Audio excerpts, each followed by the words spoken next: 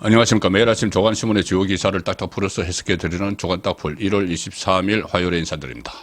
윤석열 대통령과 한동훈 비대위원장의 갑작스런 충돌, 여러 가지 논란이 있고 또 궁금증도 있는데 오늘 조간신문에서는 다양한 시각에서 그것을 풀어보고 있습니다. 자, 그리고 이 사태는 조기에 수습될 가능성이 상당히 높습니다. 어제 저녁에 제가 방송을 해드린 대로 윤석열 대통령이 일단 한동훈 위원장은 내 눈에 넣어도 아프지 않을 만큼 아끼는 후배다. 자, 그런 이야기를 했기 때문에 조만간 두 사람의 해동이 성사될 가능성이 높은 걸로 보입니다. 조선일보와 중앙일보 일면 톱 기사입니다. 조선일보는 한동훈 내 임기는 총선 이후까지 어제 그렇게 사퇴를 안 하겠다는 입장을 밝혔죠. 중앙일보는 윤한 충돌, 여권 내 충격파, 용산 한동훈과 회동 추진. 일단 용산의 이관섭 비서실장 이야기겠죠. 이관섭 비서실장이 그때 한동훈 비대위원장 그리고 윤재옥 원내대표와 3자 회동을 했는데 그 자리에서 사퇴 이야기가 나왔죠. 그 부분도 잠시 후에 살펴보겠습니다. 일단 조간신문의 기사 내용은 이런 겁니다. 주요한 기사로 다룬 내용은 윤석열 대통령이 참모들에게 당정 파국은 안 된다 이런 언급을 했고 한동훈도 한뜻 일단 멈춘 분위기. 다만 김건희 논란 등 의견차 불신은 계속되고 있다. 대통령실 고위 관계자는 중앙일보에 이렇게 이야기합니다. 한동훈 위원장과 용산 고위 인사가 곧 만나기로 했다. 용산의 고위 인사 그러면은 이관섭 실장이죠. 어느 정도 수습된 후에는 윤석열 대통령과의 만남도 제안할 계획이다.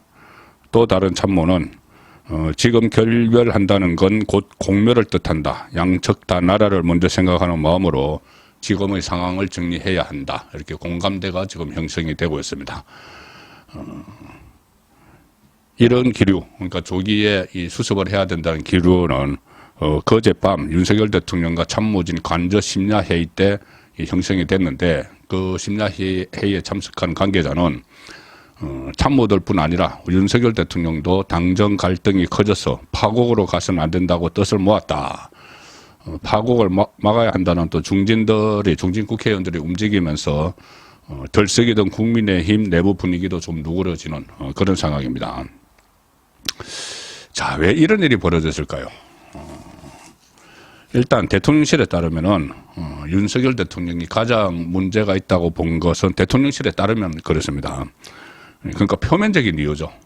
가장 문제가 있다고 본 건 지난 17일 서울시당 신년 인사회 때 한동훈 위원장이 김경률 비대위원을 마포을에 출마시킬 거라고 깜짝 발표한 장면인데 국민의힘 안에서 낙하산 논란이 있었죠. 그리고 사천 이야기가 나왔습니다. 그 용산 대통령실에서 사천 개인이 공천을 한다. 공천을 사유화한다는 이야기죠.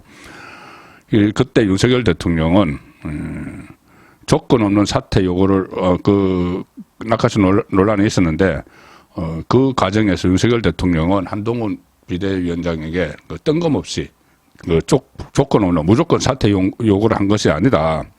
사천 논란에 대한 우려를 전달하려는 취지였다. 윤석열 대통령이 그렇게 이야기를 했다고 합니다. 한동훈 위원장이 무조건 사퇴해야 된다. 그 말이 아니고 이 우려를 전달했다. 사천 논란에 대해서 우려를 전달했다. 그래서 대통령실 고위 관계자는 지금 두 사람의 신뢰관계는 그렇게 쉽게 무너지지 않는다. 다양한 경로를 통해서 소통을 이어갈 것이다. 이렇게 이야기했고 한동훈 위원장도 간접적으로 윤석열 대통령 쪽에 그간의 입장을 설명을 했다. 이렇게 설명을 했다고 합니다. 윤석열 대통령에게 간접 경로를 통해서 원희룡 전 장관을 인천 계양을에 김경률 비대위원을 마포을에 소개한 것은 험지에 나가겠다는 유명 후보를 내세워 분위기를 띄우려는 의도였다. 이렇게 설명을 했고 이 비대위 관계자는 이렇게 이야기를 합니다. 사무총장, 원내대표, 인재영입위원장 등 간부들과 사전에 다 논의했다. 사실은 사전 다 논의했다. 김경률 원희룡 카드를 사당화라는 대통령실 지적에 한동훈 위원장이 크게 서운함을 느꼈던 것이다. 또 이렇게 양쪽이 지금 계속 오해가 쌓이는 과정이었다는 거죠. 자, 물론 이 사천 논란, 공천 관련해서 시스템 공천을 한다고 해놓고 왜 한동훈 그 비대위원장이 혼자 마음대로 하느냐. 자, 이것도 하나의 원인이지만은 어쩌면 이것은 표면적이고, 그렇게 사천을 그 논란을 일으킨 대상자 중에 한 명이 김경률입니다. 김경률 비대위원. 자, 그래서 자, 동아일보와 제가 중앙일보를 같이 보여드리겠습니다. 주요 기사인데, 동아일보는 대통령실은 한동훈 하필 김건희 리스크 건드리나 윤 화 많이 났다. 그리고 중앙일보는 이러시면 곤란 끝까지 가보자는 건가요? 감정 격했던 3인 회동 한동훈 이관섭 윤재옥. 자, 먼저 왜 하필 김건희 리스크 건드리냐, 이 말이 대통령실에서 났다고 동아일보가 보도를 했습니다. 대통령실 관계자가 이렇게 이야기했다고 합니다. 그 많은 이슈 중에 하필 김건희 리스크를 건드려서 치고 올라가려 하느냐. 한동훈을 겨냥해서죠. 대통령 임기가 아직 만 2년이 지나지 않았다. 그런데 벌써 그렇게 치고 올라가려고 하느냐. 그것도 김건희 리스크를 가지고, 이 이야기죠. 대통령실에서 나온 이야기라고 합니다. 동아일보 취재에 의하면은 자기 몸값 올리려고, 한동훈 비대위원장이 자기 몸값 올리려고 대통령 망신 준 것밖에 더 되느냐.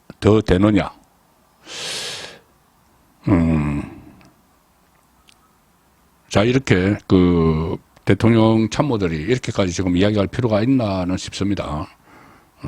자기 몸값 올리려고 망신을 주느냐.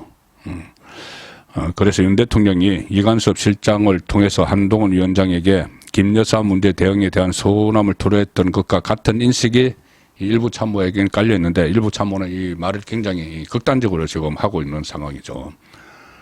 대통령실에서는 윤 대통령이 화가 많이 났다.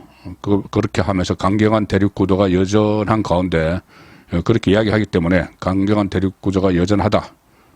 그런데 그래서 두 사람의 갈등 봉합을 위해서는 시간이 더 필요하다는 이런 뭐 기류도 있습니다. 그런데 제가 볼 때는 조기에 수습이 될 가능성이 높은데, 중앙일보 기사는 이겁니다. 그제 3인 회동을 했죠. 한동훈, 이관섭, 윤재옥 3인 회동을 했는데, 그 자리에서 격한 말들이 오고 갔다는 이야기입니다. 이 두 가지죠. 하나는 표면적으로는 사천 이야기, 김경률의 그 개인적인 공천 이야기. 그 다음에 또 하나는 그 김경률이 했던 마리 앙투아네트와 김건희 여사를 동일선상에 올려놔버린 그 이야기인데, 자, 그 이야기를 나누는 과정에서 감정이 격해졌다.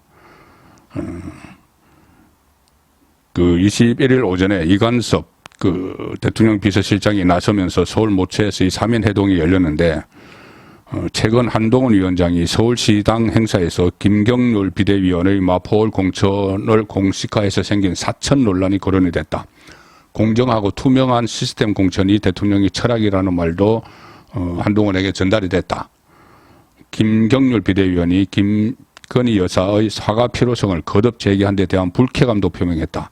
그러면서 이관섭 실장이 김경률 공천 철회 혹은 비대위원 사퇴를 요구했다. 제가 처음부터 계속 이게 해법이라고 지금 말씀을 드리고 있습니다. 일단 김경률의 마리 앙투아네트 발언, 이것은 민주당이 치는 악성 프레임, 거기에 더 기름을 끼얹은 격이 되고 있습니다. 이 공천관리위원회가 발표한 경선률에서 또 현역 의원에 대한 감점이 예상보다 적다는 이런 여당 일부의 불만도 3인 회동에서 논의가 됐는데, 여기에 대해서 한동훈 위원장은 그게 아니야 하고 거결을 저었다. 그러다 한동훈 위원장과 이관섭 실장이 충돌하면서 이렇으면 곤란합니다.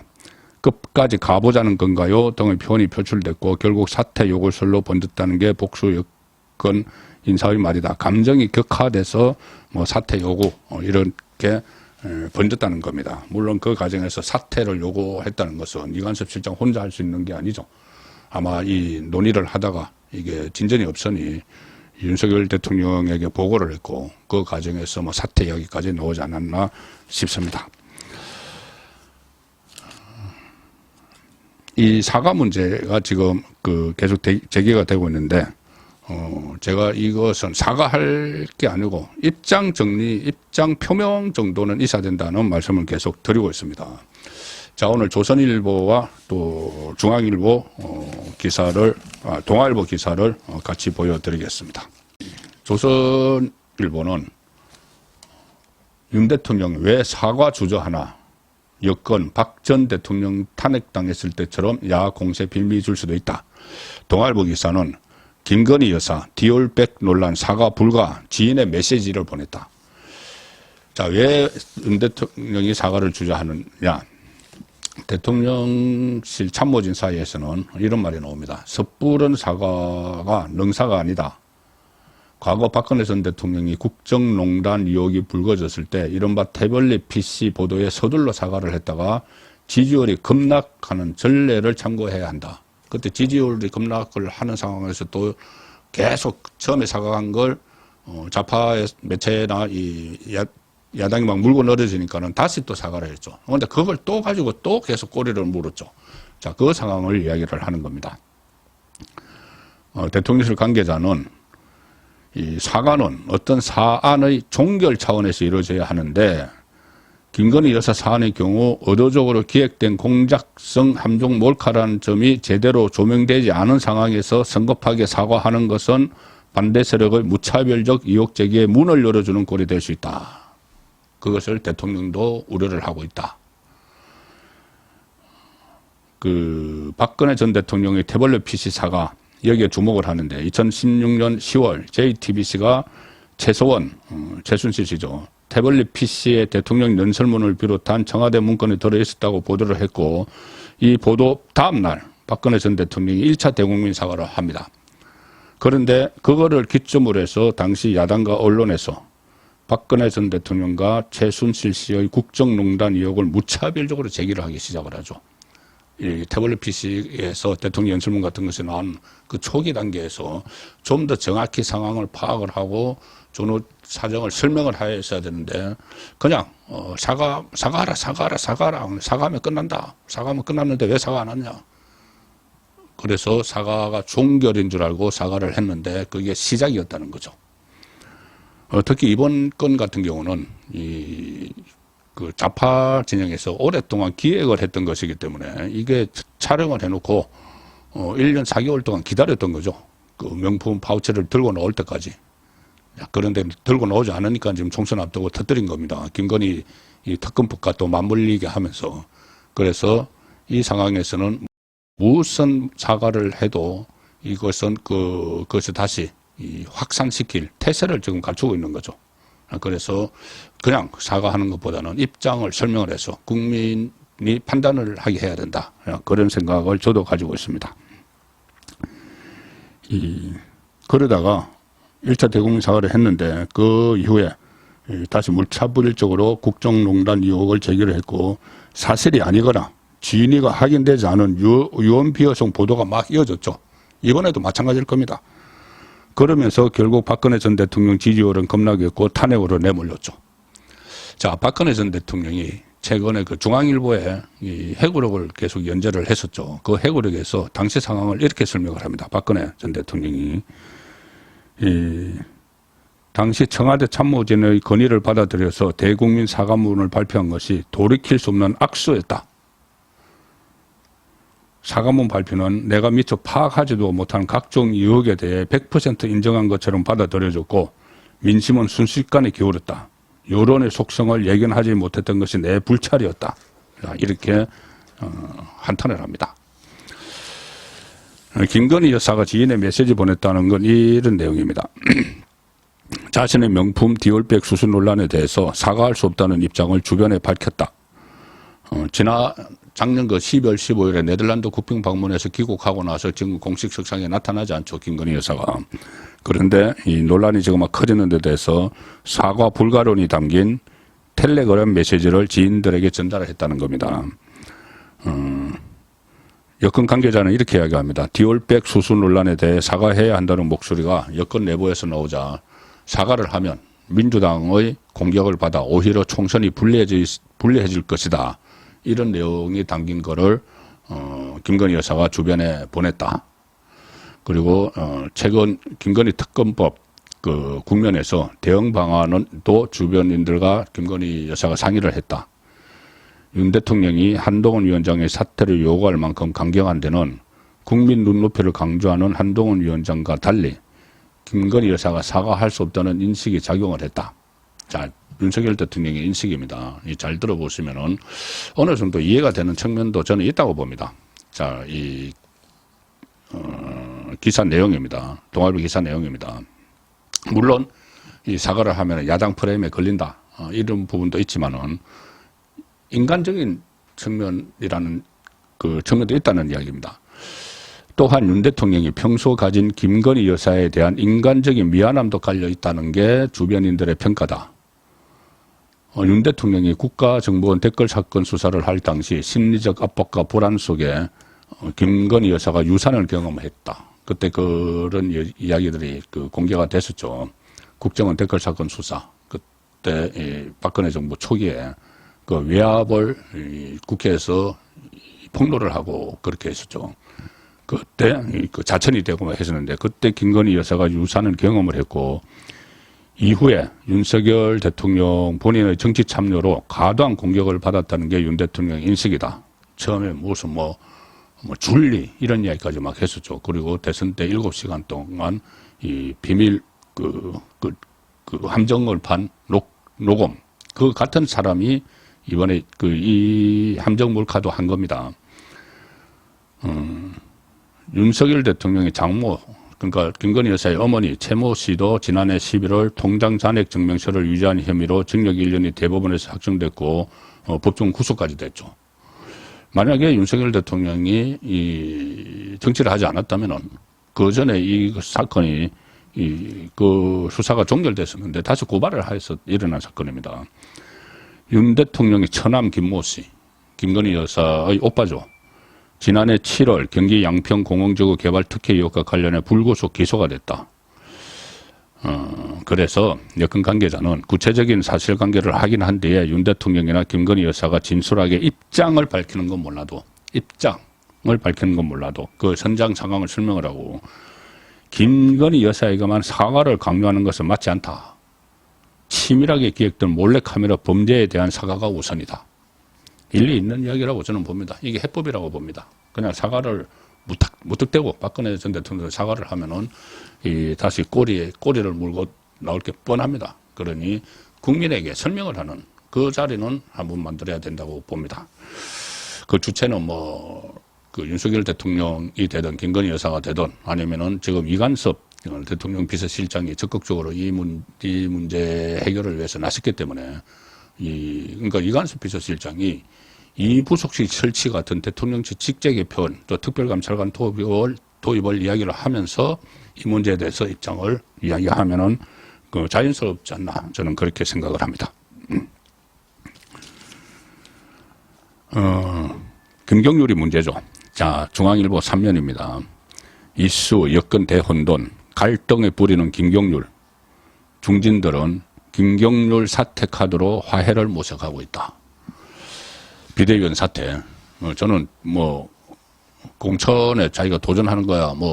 경선을 하든 어떻게 하든 하지만은 이 비대위원은 일단 사퇴를 시켜야 되는 게 맞다고 봅니다. 여권 뒤흔든 윤한 충돌 파장. 용산에서는 김건희 여사가 앙투아네트냐. 지나친 비유에 윤 대통령도 불쾌해야 한다. 한동훈 위원장은 사천 논란에도 김경률 비대위원을 지켜 세우지만 대통령실에서는 김건희 여사를 마리 앙투아네트에 비유하며 명품백 수수 의혹을 비판한 김경률에 대한 불쾌감이 가득하다. 대통령실 관계자는 김건희 여사를 프랑스 혁명에서 교수형 당한 마리 앙투아네트에 비유한 건 지나쳤다. 윤 대통령도 불쾌해했다. 그래서 김경률이 오히려 명품백 의혹을 더 키우고 있는 것 아닌가. 자, 그런 말이 나옵니다. 국민의힘 중진들에게서는 두 사람의 화해를 위한 아이디어들도 나오는데 대표적인 게 김경률 비대위원 자리에서 물러나라는 것이다. 한 중진위원은 비대위원은 공천을 결정하는 자리이기도 한데 전략 공천 대상자가 있을 것은 아니다. 그렇게 일침을 놨습니다. 그럼에도 지금 김경률은 별로 진정성 없게 사과를 한다고 자기 거친 말을 사과를 한다고 했는데 이 마리 토가네트 여기에 사과를 한 게 아니고 뭐 TK 쪽에서는 이 뭐 서울과 TK의 민심은 다르다. 뭐 그래서 갈라치기 한 거기에 대해서 사과를 한다. 이렇게 지금 얼버무리고 있는 상황이죠. 조치를 내릴 필요가 있다고 저는 봅니다. 자, 야권은 이 상황을 어떻게 바라볼까? 일단 제목만 봐도 다 야권의 속셈이 보입니다. 속내가. 동아일보 사면기사입니다. 야권 윤석열 대통령 불법 당무 개입 이렇게 비난을 하는데 내부에서는 한동훈과 윤석열이 멀어지면 정권 심판론이 약화되는 것 아니야? 이렇게 오히려 좀 걱정을 한다. 여당이 분열된다. 총선에 호재 반기면서도 이게 짜고 치는 차별화 전략일 수도 있다. 그러니까 지금 계속 이 민주당은 그렇게 공격을 하죠. 왜 한동훈은 윤석열의 아바타냐? 뭐 이런 식으로 공격을 하는데 실제로 충돌을 하니까는 오히려 당황을 하는 겁니다. 만약에 이 한동훈 윤석열을 멀어서 한동훈 비대위원장 체제로 총선을 하는데 그 멀어진 윤석열 대통령을 놓고 정권 심판론 뭐 하기는 좀 그 명분이 떨어지죠.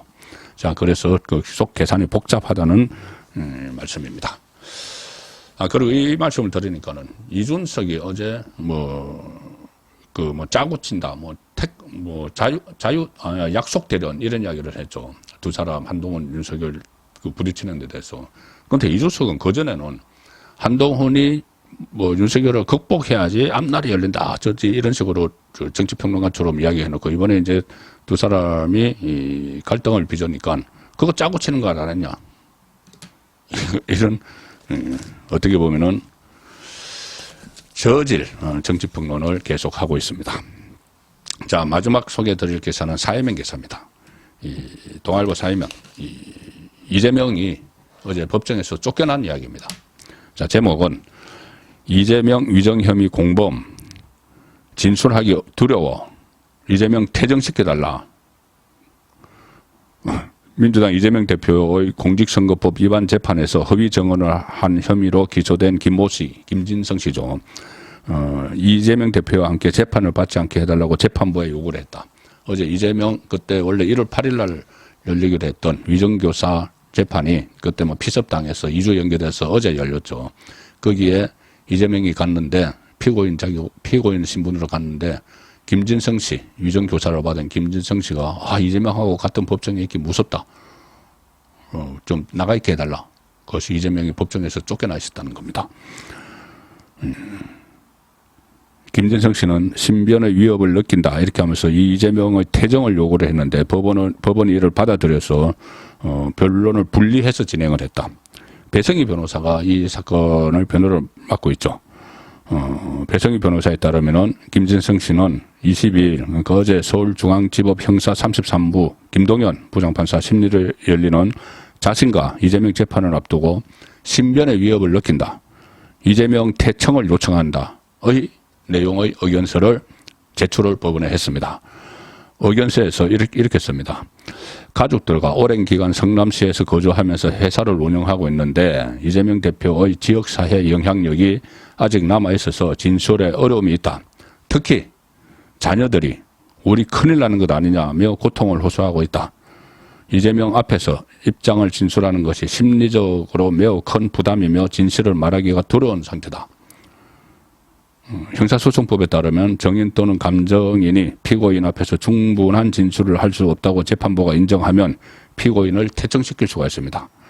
정언으로 인해서 신변이 위협당할 가능성을 고려한 규정인데 이재명은 이른바 검사 사칭 재판을 받으면서 김진성 씨에게 수차례 전화를 걸어서 그런 얘기를 들었다고 해주면 되지 이렇게 허위 정언을 요구한 혐의로 재판에 넘겨졌죠. 그런데 그때 유동규 씨가 또 교통사고를 당하고 했을 때도 김진성 씨는 상당히 불안감을 호소를 했습니다. 그런데 이번에는 이재명 아직 위세가 등등하고 그리고 우리 아이들이 너무 걱정을 한다. 굳이 그 전에 극단적 선택을 한 이재명 주변 사람들을 이야기하지 않더라도 느꼈을 그 공포가 얼마나 컸는지 짐작이 됩니다. 조간 딱풀이였습니다.